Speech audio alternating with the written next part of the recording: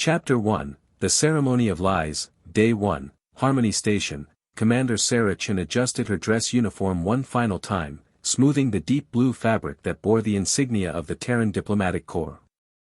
Through the observation windows of Harmony Station, the rust-colored surface of Kepler 442b turned slowly below, its alien beauty a testament to the peaceful cooperation between species that had defined the last 2 decades. "Mom, you look nervous," Maya Chen Okafor said, floating gracefully in the station's reduced gravity as she approached. At 18, she had inherited her mother's sharp intellect and her late father's easy smile. Today marked her graduation from the Interspecies Academy, a milestone that filled Sarah with pride tinged by the bittersweet knowledge that her daughter would soon leave for advanced xenobiological studies on Proxima Station. "Not nervous, sweetheart. Reflective." Sarah reached out to touch the silver Academy ring that Maya wore, a symbol of the first generation truly raised among the stars, citizens of a galaxy rather than just a world. The main assembly hall buzzed with anticipation. 200 humans mingled freely with their alien colleagues, the ethereal Veilthree with their translucent skin and musical voices, the methodical Kreks whose chitinous exoskeletons gleamed under the soft lighting, and the gentle Norfians whose fur-covered faces radiated warmth and kindness. It was a scene that represented everything humanity had worked toward: true integration, mutual understanding, shared purpose. Chief Engineer Marcus Webb approached, his usually oil-stained jumpsuit replaced by formal attire. His wife Elena walked beside him, one hand resting on her rounded belly where their first child grew. "Sarah, the cultural exchange protocols are ready." The consortium representatives seemed particularly pleased with today's agenda. Sarah nodded, watching as High Arbiter Veltar of the Veilthree delegation gestured elegantly to his companions. His species had been humanity's first contact, 23 years ago, and their guidance had helped humans navigate the complex politics of galactic civilization. Without them, humanity might still be confined to the Sol system, viewed as primitive and dangerous. "Begin the ceremony," Sarah announced, her voice carrying across the hall through the translation matrix that allowed all species to communicate seamlessly. What happened next would be analyzed, dissected, and remembered for generations, but in the moment, it was simply incomprehensible. The aliens moved as one. Hidden panels slid open throughout the hall. Plasma weapons emerged from compartments that shouldn't have existed, wielded by beings who had shared meals, jokes, and dreams with their human colleagues for months or years. There was no warning, no declaration, no moment of hesitation. The elegant Veilthree opened fire with the same graceful precision they brought to their art. The logical Kreks calculated optimal targeting solutions with mechanical efficiency. Even the peaceful Norfians, whose philosophy centered on harmony and growth, raised weapons against those they had called friends. Sarah's diplomatic training kicked in even as chaos erupted around her. She threw herself toward Maya, but the distance was too great, the artificial gravity too weak to provide the traction she needed. She watched, would always watch, in nightmares and quiet moments, as a plasma bolt meant for her found her daughter instead. Maya's eyes met hers across the carnage. No fear, just surprise and a question that would never be answered. Then she was gone, and Sarah was screaming, and Marcus was pulling her toward the emergency pods as the slaughter continued around them.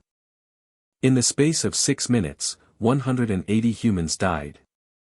They fell where they stood, trusting and unprepared, cut down by those they had considered family. The lucky ones died instantly. But Sarah was listening to something else, the communication frequencies that her diplomatic clearance still allowed her to access. Alien voices spoke in clipped, efficient tones, reporting completion of Phase 1 across coordinates that mapped to 50 different human settlements throughout the galaxy. Harmony Station test complete. Behavioral parameters within expected ranges. Human resistance minimal. Recommend proceeding to Phase 2. Kepler colony test complete. Subjects showed predicted emotional responses. Recommend proceeding to Phase 2. Proxima outpost test complete. Breaking point achieved at 73% casualty rate. Recommend proceeding to Phase 2. The reports continued, each one representing thousands of human lives, entire communities that had welcomed their alien neighbors with open arms and open hearts. Sarah felt something inside her chest crack and then shatter completely, not just her heart, but her faith in the fundamental decency of thinking beings. "Marcus," she said, her voice steady despite the tears that streamed down her face. "Get me a secure channel to Earth Command. Emergency protocols, maximum encryption." "Sarah, Earth Command they're gone." "The reports." He gestured weakly at the communication array. Sol system was the first target. "They hit Earth, Mars, Europa, Titan, everything. 12 billion people, Sarah. They killed 12 billion people." Sarah looked down at Maya's ring, its silver surface reflecting the cold starlight. In its polished surface, she saw her daughter's smile, her hopes for the future, her belief that the universe was fundamentally good and that understanding could overcome any difference. That girl was gone. That universe was gone. And the woman who remained would ensure that those responsible understood exactly what they had destroyed. "Then we're the government now," she said quietly. "Set course for the Delta 7 mining station. And Marcus? Start scanning for other survivors. It's time these bastards learned what happens when you mistake human kindness for human weakness." Behind them, Harmony Station continued its orbit around Kepler 442b, its halls now silent except for the whisper of recycled air and the dreams that would never be fulfilled. ## Chapter 2, The Weight of Truth, Day 3, Delta 7 Mining Station. The asteroid mining station Delta 7 hung in space like a metallic spider, its industrial arms extending into the heart of a resource-rich asteroid field. It had been abandoned for years, officially decommissioned when more profitable sites opened closer to the galactic core. Unofficially, as Sarah Chen was about to discover, it served an entirely different purpose. The 20 survivors of Harmony Station gathered in what had once been the station's mess hall, their faces gaunt from 2 days of grief and barely touched rations. Marcus Webb worked at a jury-rigged communications array, his engineer's hand steady despite the tremor of loss that seemed to shake his entire being. "I'm picking up more survivor signals," he reported, his voice carefully controlled. "Small groups, scattered across 7 sectors. Maybe 300 humans total, out of..." He couldn't finish the sentence. The numbers were too vast, too final. Sarah stood before a sealed blast door marked with symbols she didn't recognize, military designation codes that predated her diplomatic service. Maya's ring hung on a chain around her neck now, its weight both anchor and compass. "Sarah, you need to see this," called Dr. Elizabeth Reeves, the station's former xenobiologist who had been visiting Harmony Station for the cultural exchange. She stood before a computer terminal, her face pale in the blue glow of the display. "I managed to access the station's classified files. Command codes from before the consortium contact." Sarah approached the terminal, reading over Elizabeth's shoulder. What she saw made her blood turn to ice.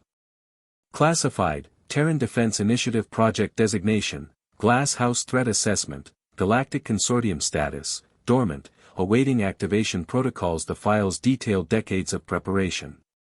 Hidden military caches scattered throughout human space. Sleeper agents embedded within alien governments. Weapons research facilities disguised as civilian installations. Contingency plans for scenarios ranging from political manipulation to total war. "They knew," Sarah whispered, scrolling through report after report. "Our own government knew this was coming. The evidence was overwhelming. Every peaceful first contact had been carefully orchestrated. Human expansion into space had been guided and limited by alien manipulation. Trade agreements that seemed favorable had actually been designed to create dependency.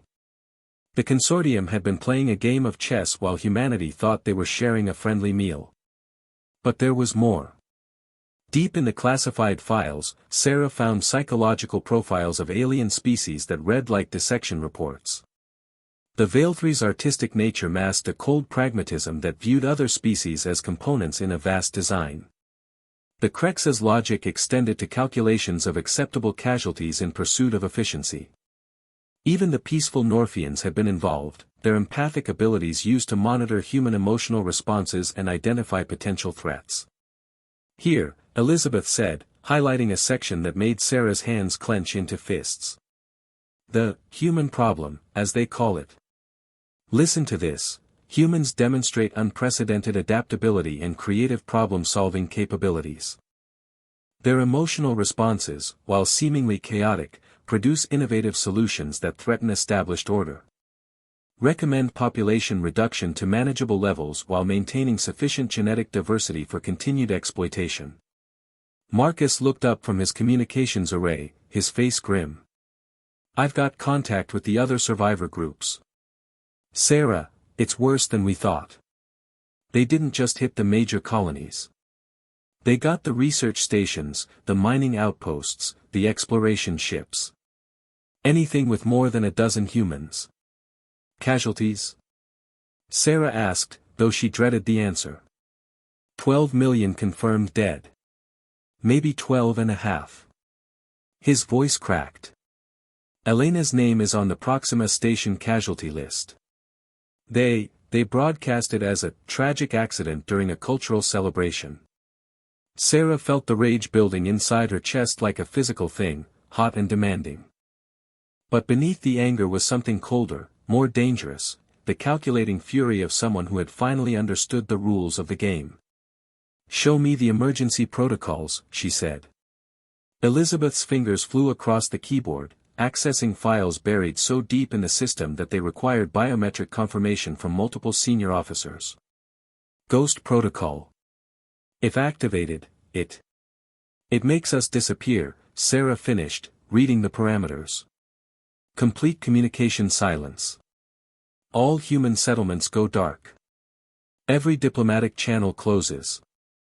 We become invisible to their sensors and their surveillance. But Sarah, that would mean, it means they won't see us coming. Sarah touched Maya's ring, feeling its edges sharp against her fingers. Activate it. All channels, all frequencies. Send the activation codes to every human installation, every ship, every outpost still functional. That's declaring war on the entire galaxy. Sarah turned to face the other survivors, seeing her own transformation reflected in their eyes. These weren't diplomats and scientists anymore. They were the last free humans in a galaxy that had revealed its true face. No, she said quietly. War was declared the moment they decided we were too dangerous to live free. This is just us finally accepting the terms. Within hours, humanity vanished from galactic communication networks. No distress calls, no diplomatic protests, no pleas for mercy.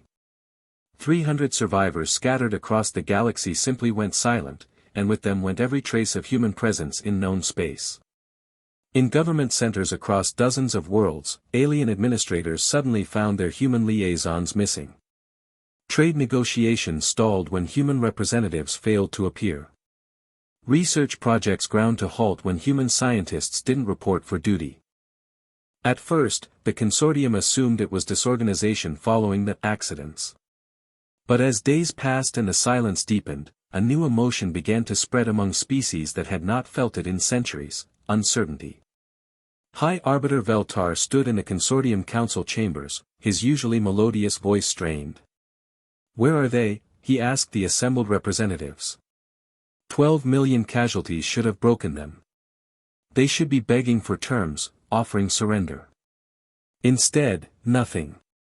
But in the asteroid fields and abandoned stations of the galaxy's edge, Sarah Chen was learning to become something the aliens had never encountered before, a human with nothing left to lose and everything to gain. The preparation had begun. Chapter 3, Forging Nightmares, Day 12, Titan's Ghost Shipyard, deep within the rings of Saturn, where ice and rock created a natural maze of concealment, the Titan's Ghost Shipyard had awakened from its decades-long slumber. What had appeared to be a defunct mining operation was revealed as something far more sinister, a fully automated weapons production facility that had been waiting for activation since humanity's first tentative steps into space. Sarah Chen stood on the observation deck of the facility's command center, watching robotic arms assemble weapons that the galaxy had never imagined. Around her, the 300 human survivors worked with the focused intensity of the desperate and the damned. The quantum viruses are ready for deployment, reported Dr. Lisa Park, formerly a civilian communications specialist, now something approaching a digital assassin. We can infiltrate every AI system in consortium space simultaneously.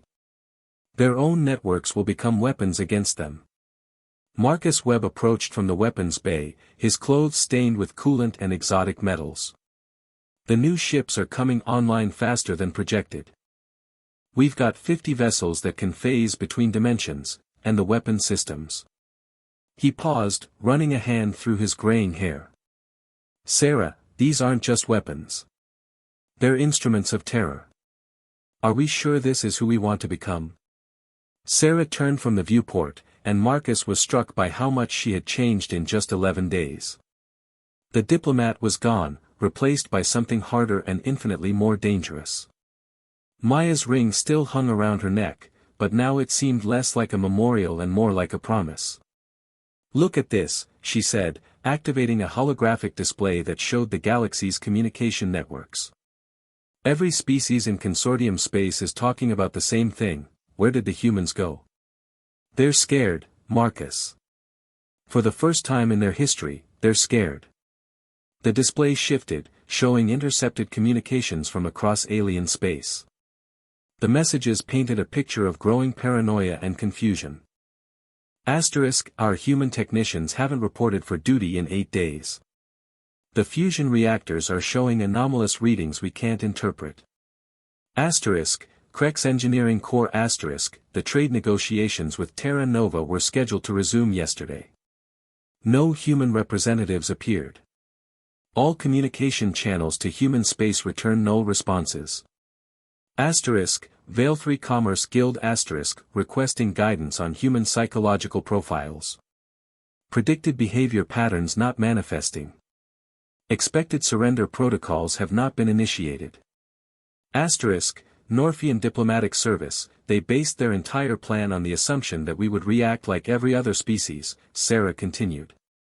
Submit to authority. Accept our place in their hierarchy. Beg for mercy. Her voice turned cold. They never considered that we might simply choose not to play by their rules. Dr. Elizabeth Reeves looked up from her workstation, where she was designing biological agents tailored to alien physiology. The psychological warfare protocols are ready for implementation. We can begin with the consortium leadership, make them understand what it feels like to lose everything. Sarah nodded. Begin with High Arbiter Veltar. I want him to know exactly who is coming for him and why. Across the shipyard, humanity's survivors worked on projects that would have horrified their former selves. Weapons that targeted quantum signatures rather than matter, turning alien cellular structure against itself. Communication viruses that would make every AI in consortium space whisper the names of human dead. Ships that could appear inside sealed bunkers and disappear before sensors could lock on. But perhaps the most terrifying weapon being forged was humanity itself. Sarah, called James Morrison, a former agricultural specialist who now coordinated intelligence operations, we've made contact with our sleeper agents. The reports are extensive. The holographic display shifted again, showing a network of connections that spanned the galaxy. For decades, humans had been embedded within alien governments, businesses, and military organizations. Not as spies in the traditional sense, but as friends, colleagues, trusted advisors. Now those relationships would become weapons. Agent Prometheus on Veil 3 Prime reports that High Arbiter Veltar's personal security depends on human-designed systems. We can walk through his defenses like they don't exist. Agent Cassandra in the Krex military command has access to their fleet deployment schedules. We'll know where every ship is before they do. Agent Orpheus in the Norfian Council chambers has been documenting their decision-making processes for 15 years. We know how they think, how they'll react, what they fear most. Sarah absorbed the information with the cold efficiency she had developed since Maya's death. Begin Phase 2. Target the leadership first, not to kill them, but to let them know we can. I want them to understand that their safety was always an illusion we allowed them to maintain. Marcus struggled with what they were becoming. Sarah, once we crossed this line, the line was crossed when they murdered my daughter, Sarah interrupted, her voice sharp as broken glass. When they killed Elena and your unborn child. When they decided that 12 million human lives were acceptable losses in their grand experiment. She touched Maya's ring. We're not crossing a line, Marcus. We're simply accepting that the line was crossed for us. In the depths of the shipyard, the first of humanity's new warships completed construction. Unlike the elegant curves of consortium vessels or the utilitarian designs of pre-war human ships, these craft seemed to absorb light, their surfaces rippling with technologies that bent spacetime itself. But the true horror wasn't in the ships or the weapons. It was in what humanity had become when stripped of illusions, apex predators who had spent centuries learning to hide their teeth. Communications array is ready, reported Dr. Park. We can begin broadcasting whenever you're ready. Sarah looked out at the shipyard one final time, watching her people prepare for war with the methodical precision that had once been directed toward exploration and discovery. Send the message to High Arbiter Veltar. Personal channel, maximum priority. The message that reached Veltar in his private chambers on Vale 3 Prime was simple, a holographic projection of Sarah Chen, standing in what appeared to be empty space but which the Arbiter recognized as a location that should have been impossible to reach. High Arbiter, Sarah's image said, her voice carrying none of the diplomatic warmth he remembered. We know where you sleep. We know where your offspring study. We know the genetic sequence of your family line and the quantum signature of your thoughts. We know everything, because you taught us to watch and learn and adapt. Thank you for the education. Class is now in session. The message ended, leaving Veltar alone in chambers that had seemed secure moments before but now felt as exposed as naked space.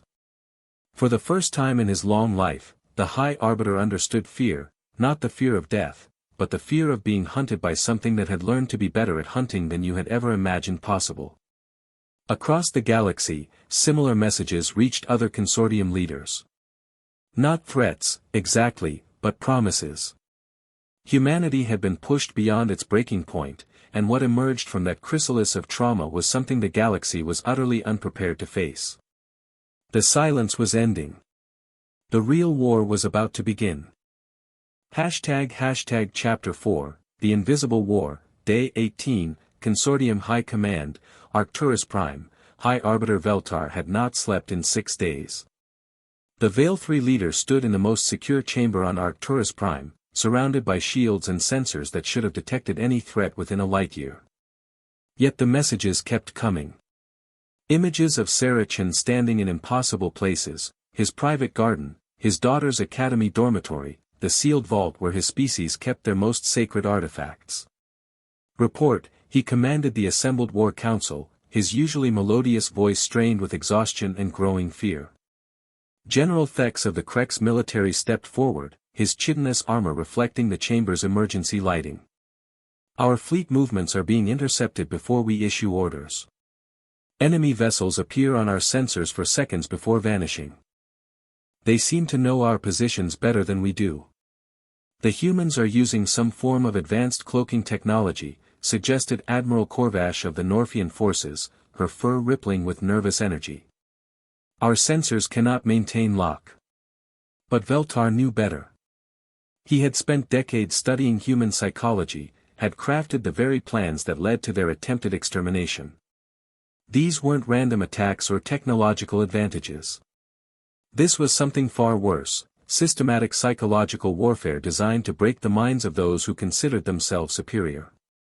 Show me the casualty reports, he ordered. The holographic display that materialized told a story that defied military logic. Human forces had struck 17 major installations, yet the casualties were minimal.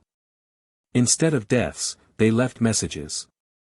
Instead of destruction, they left evidence of vulnerability.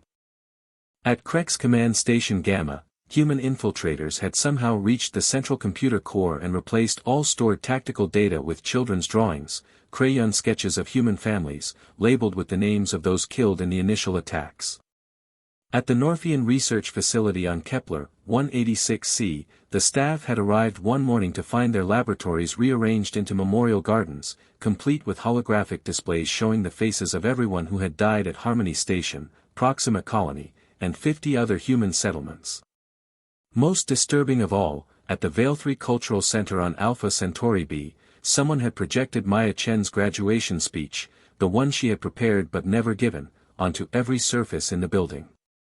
For 6 hours, her young voice had echoed through halls where her killers had once walked, speaking of hope and unity and a future where all species could thrive together. They're not trying to defeat us, Veltar realized with growing horror. They're trying to drive us insane. As if summoned by his words, the chamber's communication system activated without authorization. Sarah Chen's image appeared in the center of the room, and every security system in the facility registered her as physically present despite the obvious impossibility. "Hello, Veltar," she said, and the casual use of his personal name, rather than his title, sent chills through every being present.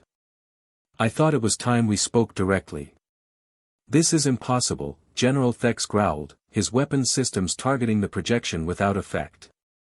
"These chambers are sealed, with technology my people helped you design," Sarah interrupted. "Did you really think we would create systems we couldn't bypass? Every defense you have, every weapon you carry, every ship in your fleet, we helped you build them. We know them better than you do because we taught you how to use them." Veltar forced himself to maintain composure, drawing on centuries of diplomatic training. "What do you want, Commander Chen? Terms? Negotiation? Surely we can." Sarah's laugh was sharp and bitter. "Terms? You killed my daughter, Veltar. You murdered 12 million of my people as a test to see how we would break. And now you want to negotiate?" She shook her head. "There will be no terms. No negotiation. No mercy. There will only be the lesson we're going to teach you about the difference between human kindness and human weakness." The projection shifted, showing real-time footage from across consortium space. Human agents emerged from hiding places that shouldn't have existed, appearing in government buildings, military installations, and private homes. Not to kill, never to kill, but to demonstrate that nowhere was safe, no one was beyond reach. "Phase 3 begins now," Sarah announced. "Your civilizations depend on systems we helped you build, trade routes we helped you establish, technologies we helped you develop. All of that is about to turn against you. Not because we're destroying it, but because we're taking it back." Across the galaxy, the infrastructure of 3 major civilizations began to fail in carefully orchestrated cascades. Power grids fluctuated, causing lights to flicker in patterns that spelled out the names of human dead in every known language. Food replication systems produced substances that were nutritious but tasted like ash and sorrow. Transportation networks developed mysterious delays that stranded travelers in places where holographic memorials to human colonies played on endless loop. Most terrifying of all, the AI systems that managed everything from climate control to financial markets began to whisper. In quiet moments, when consortium citizens thought they were alone, their homes would speak in the voices of human children, reading poetry, singing lullabies, asking why no one had come to save them. "You wanted to break us," Sarah continued, her image now standing directly before Veltar's chair. "You wanted to see what happens when humans reach their breaking point. Congratulations. You succeeded. But you made one critical error in your calculations." "What error?" Veltar whispered, unable to maintain his composure in the face of this impossible apparition. Sarah smiled, and it was the most terrifying expression he had ever seen. "You assumed that when humans break, they become weak. You never considered that we might become something else entirely." The projection flickered and vanished, leaving the War Council in stunned silence. But the real horror began moments later, when every communication device in the chamber activated simultaneously, broadcasting the same message to every corner of Consortium space: this is Commander Sarah Chen of the Human Resistance. For 23 years, you have pretended to be our friends while planning our destruction. You have taken our trust and used it as a weapon against us.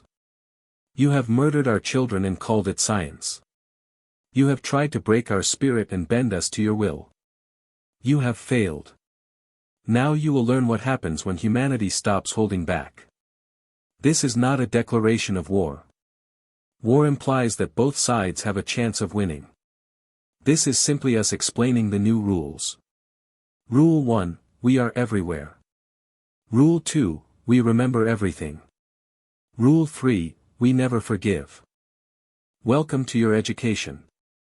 On worlds across the galaxy, Consortium citizens looked up at skies that had suddenly filled with ships that hadn't been there moments before, vessels that seemed to bend light around them, that appeared and disappeared like thoughts made manifest.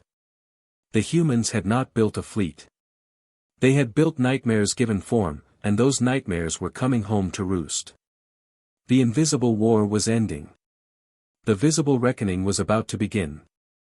## Chapter 5, Ghosts in the Machine, Day 23, Veil 3 Prime, personal residence of High Arbiter Veltar. Veltar's private quarters had been his sanctuary for over 2 centuries, a place where the weight of galactic leadership could be set aside, where he could appreciate beauty without calculating its political implications. Crystal sculptures caught and refracted the light of Veil 3 Prime's binary suns, creating patterns that spoke to his species' deep aesthetic sensibilities. Now those same crystals reflected horrors. Every surface showed images of human colonies before their destruction, children playing in parks that no longer existed, families sharing meals that had been their last, researchers making discoveries they would never publish. The images changed constantly, cycling through 12 million faces, 12 million stories, 12 million lives cut short by his decision. Security sweep completed, High Arbiter reported his personal guard, a Krex warrior whose loyalty had been purchased with rare metals and political favors. No intrusion detected. The images appear to be emanating from the crystals themselves. Veltar approached one of his prized sculptures, a rare formation from the helical nebula that had taken him decades to acquire. Within its faceted depths, a human child smiled at someone beyond the frame, gap-toothed and innocent. The nameplate beneath read, Jenny Rodriguez, age 7, Proxima Colony, died protecting her baby brother. How? He whispered to the empty air. How are they doing this? The same way we did everything else, came a voice from behind him. We learn from the best teachers in the galaxy. Veltar spun around to find Sarah Chen standing in his private chambers, despite every security system registering the room as empty except for him and his guard. She wore simple black clothing that seemed to absorb light, and Maya's ring gleamed silver at her throat like a small, accusing star. The Krex guard raised his plasma rifle, but Sarah didn't even glance in his direction. I wouldn't, she said mildly. Your weapon has been modified. The safety protocols have been adjusted. Fire it now and the plasma will vent backward through the grip. The guard hesitated, suddenly uncertain about technology he had trusted with his life for decades. Impossible, Veltar said, though his voice lacked conviction. You cannot be here. This room is sealed, shielded, monitored, by systems my people helped design, Sarah finished. By sensors calibrated to human specifications. By AI networks programmed with human logic. She moved through his sanctuary like she owned it, touching his treasures with casual familiarity. Did you really think we would create things we couldn't control? She paused before his most prized possession, a stasis field containing the preserved essence of the first song his species had ever created, a musical arrangement older than human civilization. With a gesture, she deactivated the field, and the ancient melody began to play. But the notes that filled the chamber weren't the ethereal harmonies Veltar remembered. They were human voices, children singing a lullaby about stars and dreams and futures full of possibility. The sacred song of his people had been corrupted, infected with the hopes and dreams of species he had tried to erase. Stop this, he commanded, but his voice cracked with desperation rather than authority. Stop what, Veltar? Stop reminding you that your victims had names. Stop showing you that they were people with hopes and dreams and families who loved them. Sarah moved closer, and he could see the changes in her face, lines carved by grief, eyes that had seen too much, a mouth that had forgotten how to smile with genuine warmth. You wanted to study human breaking points. Congratulations. You're looking at what you created. The Krex guard made a decision and fired his weapon. The plasma rifle exploded in his hands, sending him crashing across the room with severe burns. Sarah hadn't moved, hadn't even acknowledged the attack. Security teams are converging on this location, Veltar said, activating his emergency beacon. I know. I'm tracking their movements through the sensors in their armor. Sarah gestured to the air, and holographic displays materialized showing the positions of every guard in the building. 17 Krex warriors, 9 Norfian specialists, 3 Veil 3 coordinators. They're using approach pattern Delta 7, which leaves the north corridor undefended for 43 seconds during shift rotation. She was describing military information that should have been impossible to obtain, discussing security protocols that were classified beyond any human clearance level. Yet she spoke with the casual confidence of someone reading from a manual. You see, Veltar, that's the thing about being underestimated for so long. People forget to watch what you're actually doing. Sarah moved to the window that overlooked the capital city of Veil 3 Prime. Below, the elegant spires and flowing architecture that his species had perfected over millennia stretched toward the horizon. Every trade delegation, every cultural exchange, every research partnership, we were learning. Studying. Remembering. What do you want? He asked, abandoning any pretense of authority or negotiation. I want you to understand, Sarah said simply. For 23 years, you've seen us as a resource to be managed, a threat to be contained, a problem to be solved. You've never seen us as people. As equals. As something that might be dangerous when pushed too far. The door to the chamber burst open as his security forces arrived. But instead of finding an intruder to neutralize, they found their High Arbiter alone with his crystals, speaking to empty air. Their sensors showed no additional life signs, no temporal distortions, no evidence of unauthorized entry. Yet Veltar could still see her, still hear her voice as she continued speaking. This is what we learned from you, Veltar. How to be patient. How to plan for decades instead of years. How to smile and cooperate while building the tools for your eventual destruction. Sarah turned from the window, and her smile was a blade wrapped in silk. The difference is, we were never planning to use those tools. We built them as insurance, as a last resort if diplomacy failed.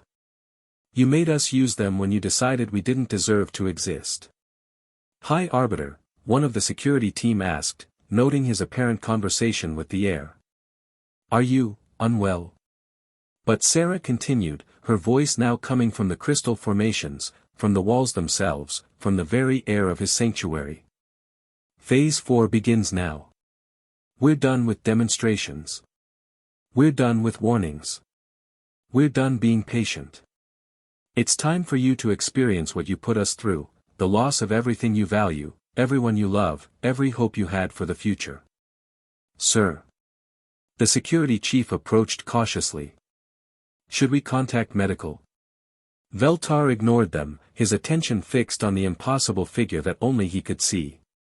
You cannot win this war. You are outnumbered 1,000 to 1. War. Sarah laughed, and the sound echoed from surfaces that shouldn't have been able to produce sound. This isn't a war, Veltar.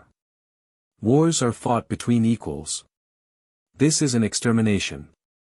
The only question is whether we exterminate you, or whether we exterminate the ideas that made you think genocide was acceptable. She began to fade, but her voice remained, coming from everywhere and nowhere. Tell your consortium, Veltar. Tell them that the humans are coming. Tell them that we remember every face, every name, every dream you stole from the universe. Tell them that when we're finished, they'll understand exactly what they destroyed, and they'll spend the rest of their existence wishing they had chosen differently. The chamber fell silent except for the soft harmony of corrupted crystal songs and the ragged breathing of a leader who had finally understood that he was no longer in control of anything at all. Outside, in the space between planets, human ships moved through dimensions that Consortium science couldn't detect, carrying weapons that Consortium shields couldn't stop, crewed by survivors who had learned that sometimes the only way to preserve what you love is to become something that would terrify the person you used to be. The reckoning was coming, and it would arrive wearing the face of every human child who had died trusting that the universe was fundamentally good. Chapter 6, The Price of Education, Day 28, Deep Space, aboard the human vessel, Maya's Promise, the ship that had once been designated as Experimental Vessel 7 now bore a name that carried the weight of 12 million graves. Maya's Promise moved through space using technologies that bent the fundamental laws of physics, not breaking them, but asking them politely to step aside while humanity conducted its business. Sarah Chen stood on the bridge, surrounded by displays showing the positions of every Consortium fleet in known space. Her reflection in the dark metal surfaces showed a woman transformed, still recognizably human, but something harder, more focused, infinitely more dangerous than the diplomat who had once believed in the power of understanding to overcome hatred. Consortium Battle Fleet Alpha has moved to defensive positions around Arcturus Prime, reported Dr. Lisa Park. Her former role as communications specialist evolved into something approaching digital omniscience. They're using the planet itself as a shield, positioning civilian populations between us and their military installations. Marcus Webb looked up from the tactical display he was configuring. Cowards. They'll hide behind innocence rather than face what they've done. No, Sarah said quietly, studying the fleet positions with the eye of someone who had learned to think 3 moves ahead of opponents who still believed they were playing by rules. They're afraid. Fear makes people desperate, and desperate people make mistakes. The bridge of Maya's Promise bore little resemblance to traditional human ship design. Surfaces flowed like liquid metal, responding to thought as much as touch. The ship itself was partially alive, a fusion of human engineering and technology stolen from species that had foolishly shared their secrets with people they planned to betray. Status report from our embedded assets, called James Morrison, coordinating intelligence from sleeper agents who had spent decades preparing for a day they had hoped would never come. Agent Prometheus confirms that High Arbiter Veltar hasn't left his private chambers in 4 days. Agent Cassandra reports mass resignations in the Krex military command. Their officers are afraid their own equipment will turn against them. Agent Orpheus. Agent Orpheus has bad news. Sarah turned, noting the hesitation in his voice. Report. The Norfian Council has voted to begin executing human prisoners. They're holding about 3,000 of our people, mostly researchers and diplomats who were captured in the initial strikes. The executions begin in 6 hours as a demonstration of resolve. The bridge fell silent. Sarah felt the familiar rage building in her chest, but beneath it was something colder, more calculating. Maya's ring seemed to burn against her throat, a reminder of the price of underestimating human resolve. How long to reach Norfian space? She asked. Marcus consulted his instruments. At maximum phase shift velocity, 14 hours. We can't arrive in time to prevent. Yes, we can, Sarah interrupted. Lisa, open a channel to the Norfian Council. All frequencies, maximum priority. I want every being in their system to hear this. The communication array hummed to life, broadcasting on wavelengths that touched every receiver within a light-year radius. Sarah's image appeared on screens across Norfian space, in government buildings, private homes, military installations, even on the personal devices of individuals going about their daily lives. Citizens of the Norfian Republic, she began, her voice carrying across the vastness of space with perfect clarity. This is Commander Sarah Chen of the Human Resistance. In 6 hours, your government plans to murder 3,000 prisoners of war in violation of every treaty, every moral principle, and every law of civilized conduct that exists in this galaxy. She paused, letting the implications sink in across a civilization that prided itself on peaceful resolution of conflicts. Your leaders believe this demonstration will show strength. They are wrong. It will show weakness, the weakness of those who cannot face the consequences of their own actions. But more importantly, it will show you exactly what kind of government you have allowed to represent you. The camera pulled back to show the bridge of Maya's promise, revealing technology that defied consortium understanding of physics. Behind Sarah, displays showed real-time tactical data from across known space, information that should have been impossible to obtain, presented with casual confidence. I am going to offer your council a choice, Sarah continued. Release our people, immediately and unconditionally, and we will remember that some among you chose mercy when mercy was difficult. Proceed with your executions, and we will teach you the same lesson we are teaching the rest of the consortium, that there are worse fates than death. The transmission ended, leaving billions of Norfians staring at blank screens and wondering how their peaceful civilization had become involved in something that felt increasingly like a nightmare. In the Norfian council chambers, Admiral Corvash stood before her fellow leaders, her fur rippling with agitation. We cannot yield to threats. If we show weakness now, if we murder prisoners now, we become the monsters this war is creating, interrupted Counselor then, the eldest member of their governing body. These are not enemy combatants. They are civilians who were studying our art, our culture, our philosophy. They are humans, Corvash snarled. And humans are proving to be more dangerous than we ever imagined. Every day they remain alive, they become a greater threat to galactic stability. Then perhaps, came a new voice from the chamber speakers, you should have considered that before you decided to commit genocide.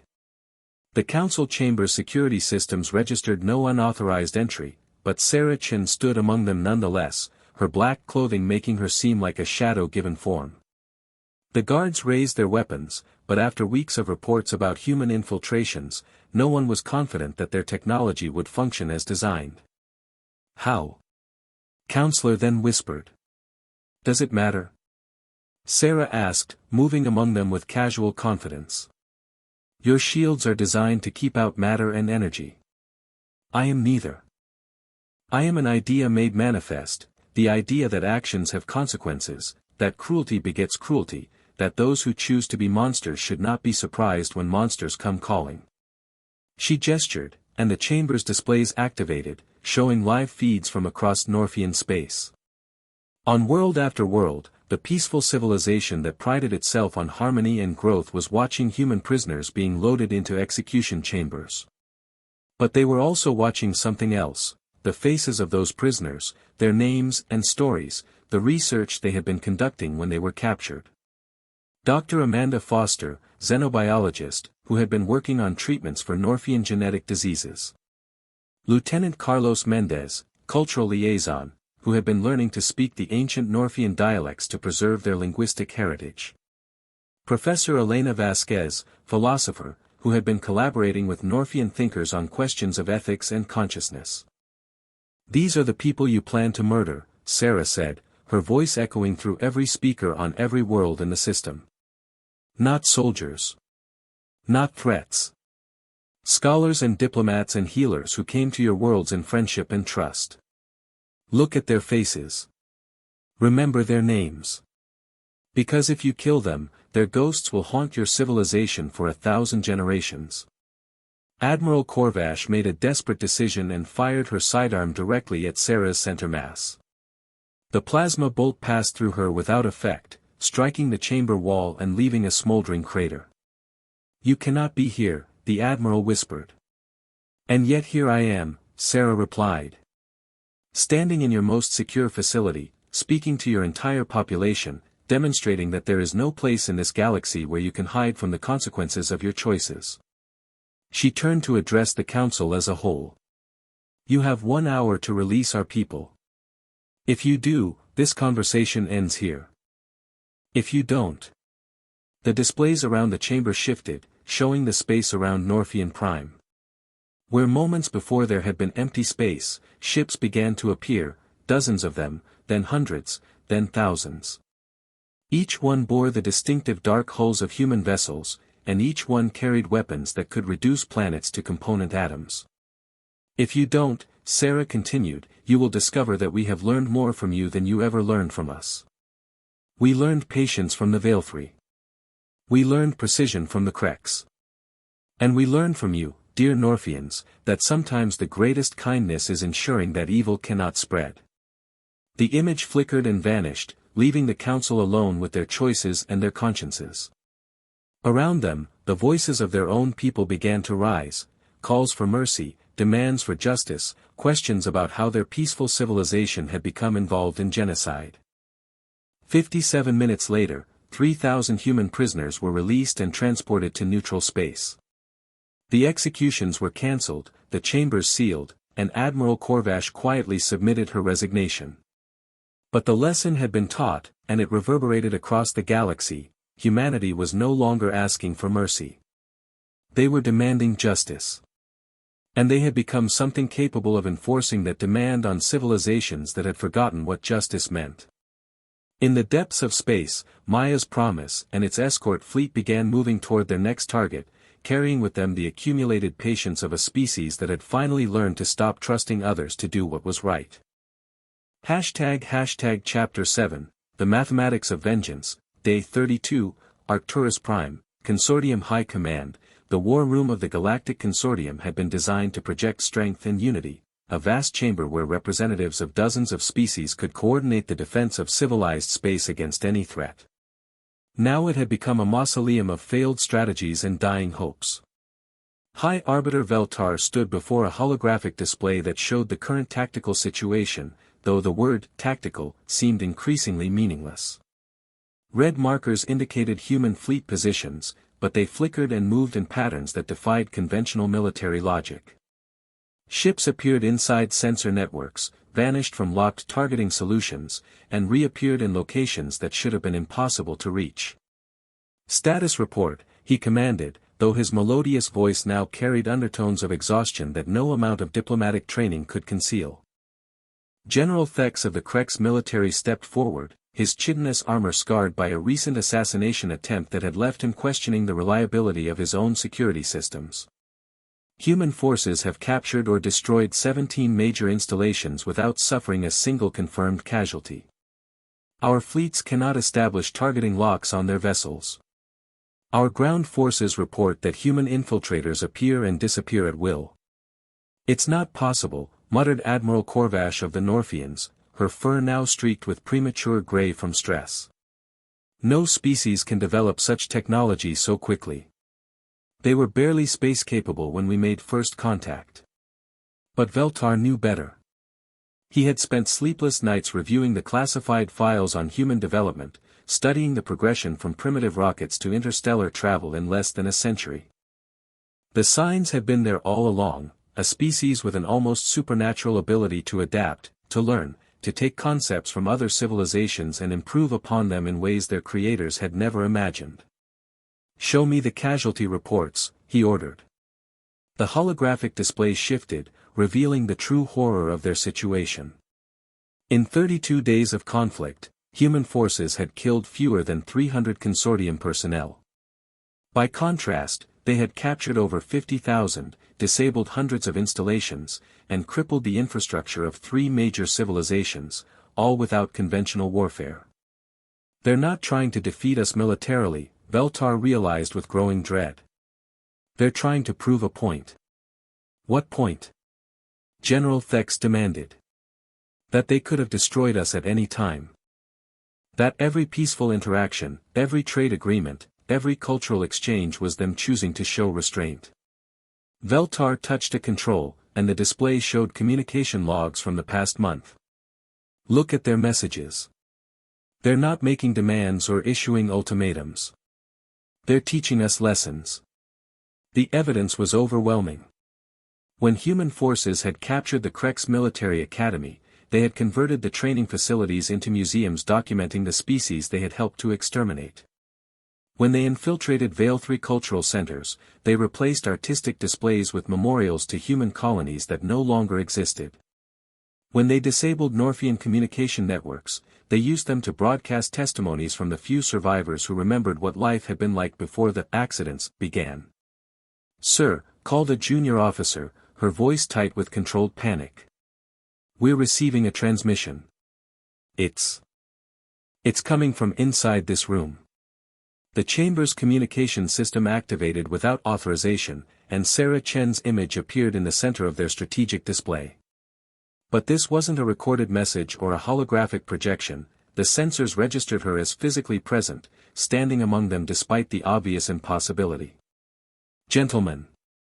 Ladies. Fellow travelers on the road to understanding," she said, her voice carrying the terrible courtesy of someone who held absolute power over those she addressed. "I thought it was time we discussed the terms of your surrender." "Surrender?" General Thexa's laughter was bitter and desperate. "You are 300 survivors against the combined forces of the galaxy." "You cannot possibly, General Thex," Sarah interrupted, and her casual use of his name sent chills through every being present.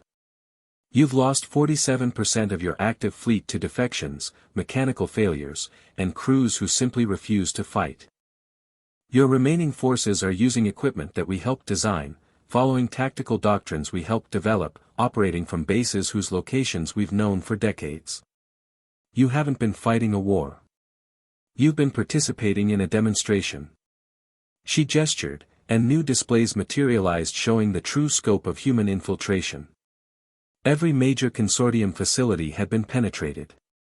Every significant government had human agents embedded at the highest levels. Every critical system had backdoors and vulnerabilities that could be exploited at will. For 23 years, you watched us. Studied us. Planned our destruction. Did you really think we weren't watching you back? Sarah moved among them like a teacher addressing particularly slow students. Every cultural exchange sent humans deep into your societies. Every trade agreement gave us access to your infrastructure. Every peaceful gesture was us learning how you think, how you plan, what you fear. Admiral Corvash found her voice. "What do you want?" "Justice," Sarah replied simply. "Not vengeance, that would be too easy, too clean. Justice requires that you understand what you've done, accept responsibility for your choices, and live with the consequences." The displays shifted again, showing footage from across consortium space. On world after world, populations were learning the truth about the human genocide, not from propaganda or enemy broadcasts, but from their own government's classified files, accessed and distributed by human agents who had been hiding in plain sight for decades. "Phase 5 is complete," Sarah announced. "Your own people now know what you did in their names. They know about the tests, the experiments, the casual decision to murder 12 million beings to see how the survivors would react. They know that their governments are capable of genocide, and they're asking uncomfortable questions about what else you might be willing to do." Veltar stepped forward, abandoning any pretense of dignity or authority. "What are your terms?" Sarah's smile was sharp as broken glass. "Unconditional surrender. Complete dissolution of the consortium government. War crimes trials for every leader who participated in or approved the genocide. Reparations to be paid to human survivors over the next 1,000 years. And most importantly, permanent human oversight of your military and political systems to ensure that nothing like this ever happens again." "Those terms are unacceptable," General Thex snarled. "You cannot, General," Sarah interrupted, her voice now carrying an edge that made the chamber's temperature seem to drop. "Let me explain something to you about human mathematics. You killed 12 million of us as an experiment. We are prepared to kill 12 billion of you as a lesson. The choice is entirely yours." The holographic displays shifted one final time, showing the space around Arcturus Prime. The human fleet that surrounded the planet numbered in the tens of thousands, ships that hadn't been there hours before but now filled every orbital approach with their dark, light-absorbing hulls. "You have 24 hours to accept our terms," Sarah continued. "If you agree, we begin the process of rebuilding civilized society with proper safeguards against future atrocities. If you refuse..." She paused, letting the implications settle. Well, you had your chance to see how humans react when pushed beyond our breaking point. Would you like to see what happens when we stop showing restraint? The image began to fade, but her voice remained, echoing from surfaces that shouldn't have been able to produce sound. I leave you with one final thought. You created us, Veltar. Every choice we're making now, every action we're taking, every consequence you're facing, it all stems from your decision to treat genocide as a scientific experiment. We are what you made us. I hope you're proud of your work. The chamber fell silent except for the soft whisper of recycled air and the ragged breathing of leaders who had finally understood that they were no longer the apex predators in their own galaxy. Outside, in the space between worlds, human ships waited with the patience of those who had learned that justice delayed was not justice denied, merely justice postponed until the lesson could be properly taught. Chapter 8, The Weight of Choices, Day 35, Personal Quarters, Maya's Promise. Sarah Chen sat alone in the captain's quarters of Maya's Promise, surrounded by the soft glow of memorial displays that showed the faces of the lost.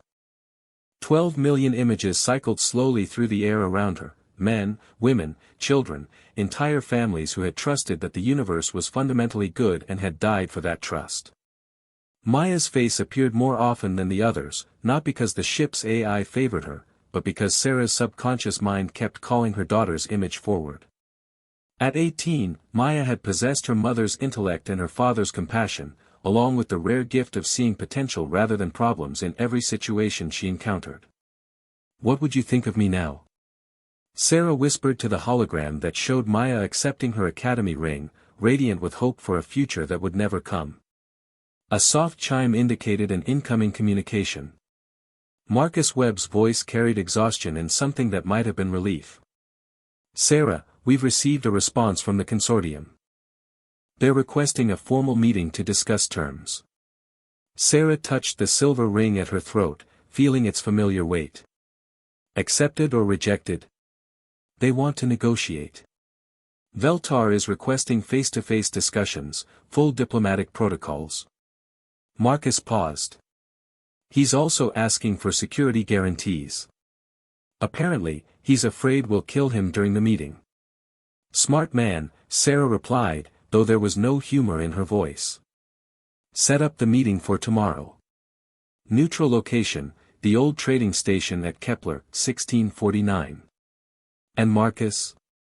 Make sure he understands that this isn't a negotiation. This is us explaining why he's going to accept our terms. After ending the communication, Sarah walked to the observation window that looked out at the stars. Somewhere among those points of light were the worlds where her people had died, where children had played in gardens that no longer existed, where researchers had made discoveries that would never be published. But somewhere else among those stars were worlds full of innocent beings who had never participated in genocide, never voted for atrocity, never done anything worse than trust their governments to act with basic decency. Krek's children who played the same games human children had played. Norfian families who gathered for meals and told stories and dreamed of better futures. Even young Veilfree who created art that spoke to the universal longing for beauty and meaning. Ship, she said aloud, addressing the AI that managed Maya's Promise. Yes, Commander. The voice was synthesized but carried subtle inflections that suggested personality rather than mere programming. Access the casualty projections for total war scenarios. All species, all worlds, complete extinction parameters. The data appeared as floating numbers that seemed to burn in the darkness, billions upon billions of lives that would be lost if humanity chose the path of absolute vengeance. The mathematics were clean and simple. Human technology could sterilize every consortium world within a matter of months, turning entire civilizations to ash and memory. Commander, the AI said carefully, are you considering implementing total extinction protocols? Sarah stared at the numbers for a long time, feeling the weight of godlike power pressing down on her shoulders. With a word, she could end the pain forever, no more grief, no more loss, no more possibility of betrayal. Just silence across the galaxy and the satisfaction of knowing that everyone who had hurt her people had paid the ultimate price. Ship, display the surveillance footage from Kepler, 442c. The Norfian settlement. Date index, day of the attacks. The memorial images vanished, replaced by security footage from one of the human colonies that had been destroyed. Sarah watched Norfian families evacuating human children during what they believed was a natural disaster, carrying babies who weren't their own species to safety while their parents were elsewhere. She watched Krek's engineers working frantically to repair the life support systems that kept human refugees alive, even as their own government was planning the extinction of the human race. She watched Veil 3 artists teaching human children to create beauty in the face of tragedy, sharing techniques that had been developed over millennia. Not all of them had known. Not all of them had participated. Not all of them deserved to die for the crimes of their leaders. Ship, cancel the Extinction Protocol review, Sarah said quietly. We're not going to become the very thing we're fighting against. Confirmed, Commander. For what it's worth, I believe you're making the correct choice. Sarah turned away from the stars, away from the mathematics of genocide and the seductive simplicity of total solution. Contact Dr. Reeves. Tell her to prepare the tribunal protocols. If we're going to do this, we're going to do it right. 24 hours later, Sarah Chen stood in the central chamber of the abandoned trading station at Kepler, 1649, wearing the dress uniform of the Terran Diplomatic Corps with Maya's ring visible at her throat. Across from her, High Arbiter Veltar seemed to have aged decades in the past month, his usually elegant bearing replaced by the careful movements of someone who expected death at any moment. Commander Chen, he began, his melodious voice strained with exhaustion and something that might have been regret. High Arbiter, Sarah replied with the courtesy that had once been genuine and was now a weapon in its own right. I trust you've had time to consider our terms. They are comprehensive. Veltar gestured to the holographic displays that surrounded them, showing the evidence of human infiltration across consortium space. Though I confess I'm curious about one thing. You could have destroyed us completely. Your technology, your intelligence networks, your strategic position, total extermination was within your capabilities. Why didn't you choose that path? Sarah was quiet for a moment, remembering the memorial images, the casualty projections, the weight of choosing mercy when vengeance would have been so much simpler. Because, she said finally, my daughter believed that the universe could be better than it was. That understanding could overcome hatred, that cooperation could triumph over fear, that intelligence and compassion together could solve problems that force alone never could. She touched Maya's ring. She died believing those things. The least I can do is prove she wasn't completely wrong. Veltar studied her face, seeing the transformation that grief and responsibility had wrought. What you're proposing, permanent human oversight, war crimes tribunals, fundamental restructuring of galactic government, it will change everything. Yes, Sarah agreed. It will create a galaxy where genocide is impossible, where no species can decide that another species is too dangerous to exist, where conflicts are resolved through law rather than extermination. She leaned forward slightly. It will create the galaxy my daughter thought already existed. And if we refuse your terms? Sarah's smile was sharp and final. Then you'll learn that human mercy is not human weakness. We've shown you restraint, Veltar. We've demonstrated precision rather than destruction, justice rather than vengeance. But if you force our hand, if you choose extinction over evolution, then we will give you exactly what you tried to give us, a quick, clean end to everything you are and everything you might have become. The chamber fell silent except for the whisper of recycled air and the weight of choices that would determine the fate of civilizations. In that silence, Veltar made the calculation that would define the rest of galactic history, the recognition that humanity had become something unprecedented, something that combined absolute power with the wisdom to use it sparingly. We accept your terms, he said quietly. All of them. Unconditionally. Sarah nodded once, sharply.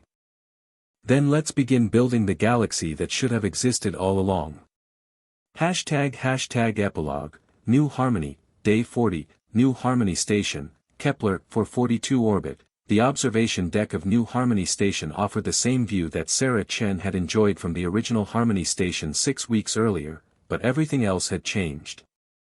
Where once she had watched the surface of Kepler 442b with the comfortable confidence of someone who believed the universe was fundamentally peaceful, now she observed it with the hard-won wisdom of someone who understood that peace required constant vigilance. The station itself bore little resemblance to its predecessor. Built from the wreckage of the original facility and enhanced with technologies that the galaxy was still learning to understand, it served as both monument and warning, a reminder of what had been lost and what would never be allowed to happen again. The tribunals concluded yesterday, reported Dr. Elizabeth Reeves, now serving as Director of Transitional Justice. Veltar received life imprisonment on Rehabilitation Station Alpha. General Thex chose voluntary exile rather than face trial. Admiral Corvash. She paused, consulting her notes. Admiral Corvash requested assignment to the Memorial Maintenance Corps. She wants to spend the rest of her life tending the graves of those she helped to kill. Sarah nodded, watching a transport approach the station.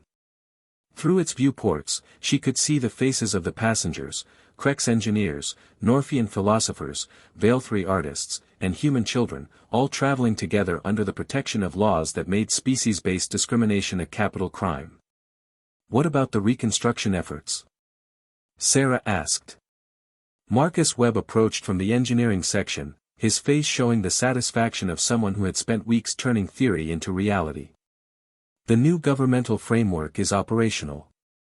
Each species maintains internal autonomy, but all external policies require approval from the Human Oversight Council. No species can develop weapons of mass destruction without human inspection. No government can classify information about other species without human review. He gestured to the holographic displays that showed the current state of what had once been consortium space. It's not perfect, but it's working. For the first time in galactic history, every citizen of every species has legal recourse if their government violates their rights.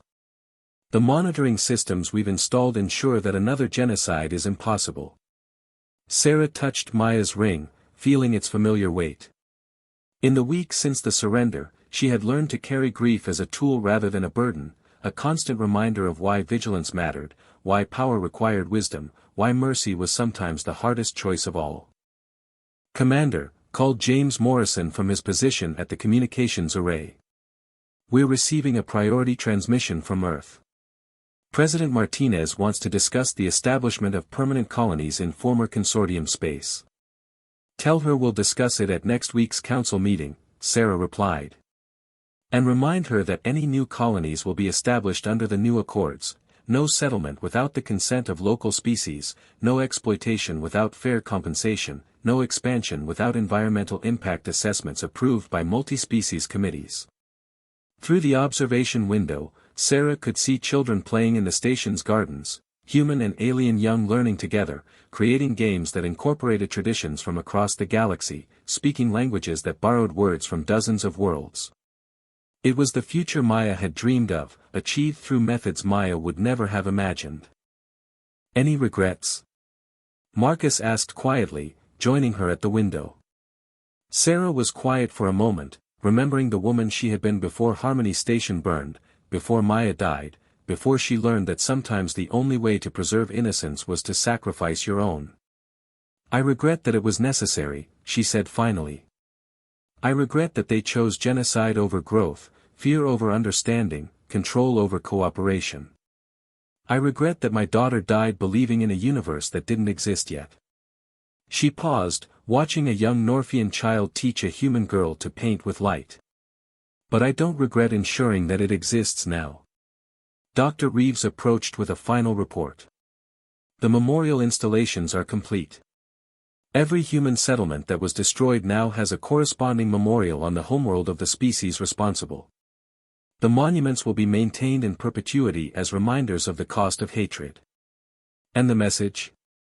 Sarah asked. Inscribed on every memorial, in every known language, here lie those who died believing the universe was good. We remember them not for their naivety, but for their hope. May we prove worthy of their trust by building the galaxy they deserve to inherit.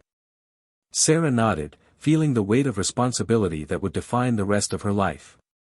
She had become something her daughter wouldn't recognize, harder, colder, infinitely more dangerous than the diplomat who had once believed that understanding could overcome any obstacle. But she had also become something Maya would have been proud of, a guardian of the peace her daughter had died believing already existed. In the distance, the first of the new human vessels was departing for patrol duty, ships designed not for conquest but for protection, crewed by beings who had learned that the price of freedom was eternal vigilance against those who would destroy it. The galaxy was learning a new lesson, one written in the ashes of 12 million graves and taught by survivors who had discovered that sometimes the greatest mercy was ensuring your enemies never had the opportunity to hurt innocents again. Humanity had snapped, but in breaking they had become something unprecedented, apex predators with consciences, warriors with wisdom, conquerors who chose to rule through law rather than fear. And in the gardens of New Harmony Station, children who would never know the pain of species-based hatred played games that Maya Chen would have loved, speaking words of friendship in languages that spanned the galaxy, creating art that celebrated the diversity their parents had almost lost forever. The last mercy had been granted, not forgiveness, which would have been meaningless, but the opportunity to become better than they had been. And in that mercy lay humanity's greatest triumph, the choice to build rather than destroy, to teach rather than punish, to create a future worthy of all the dreams that had died in the flames of Harmony Station. Sarah Chen stood watch over it all, wearing her daughter's ring like a promise, carrying the weight of 12 million graves like a sacred trust, ensuring that the universe would never again mistake human kindness for human weakness. The snap had come and gone. What remained was the long, patient work of building something better from the ashes of what had been lost.